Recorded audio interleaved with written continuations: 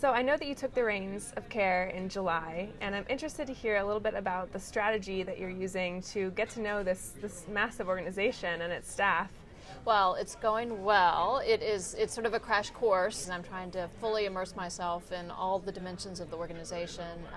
And around every corner, I find some new point of inspiration. We have an extraordinary staff and a transformational set of programs. And what I've been doing is I've been going out when I can to actually be out into the countries and seeing and meeting our partners and the folks that we're serving. So I've been in Turkey and Jordan after looking at the border of Syria and the crisis and how we're addressing that, both in Syria but also those countries that are housing the majority of the refugees. I've been in Kenya and Somalia. I'm trying to get to every region over the course of the first year. I've been calling lots of Skypes and Skype calls and lots of teleconferences, trying to get to all of our country directors. I actually even had one of our countries send me a video introducing their entire team, and so finding new ways of getting to be exposed to a huge network across the world, but again, finding a huge amount of inspiration in the process. Great.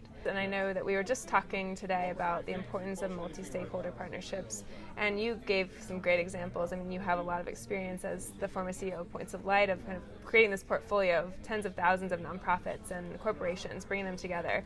And you gave some great examples of the need to identify the assets that each bring in order to best work together. So I was wondering if you could expand on that a little bit.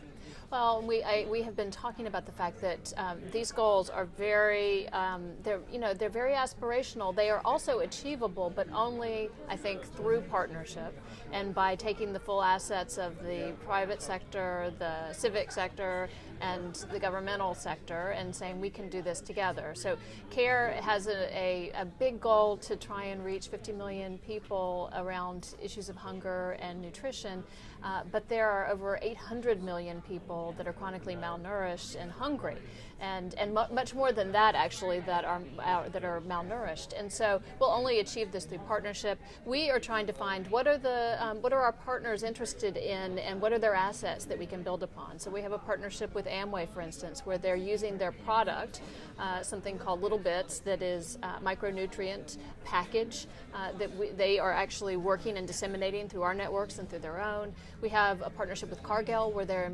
engaging their employees and they're helping to rebuild and train teachers and parents, rebuild school kitchens so that we can provide nutritious meals for kids in Latin America.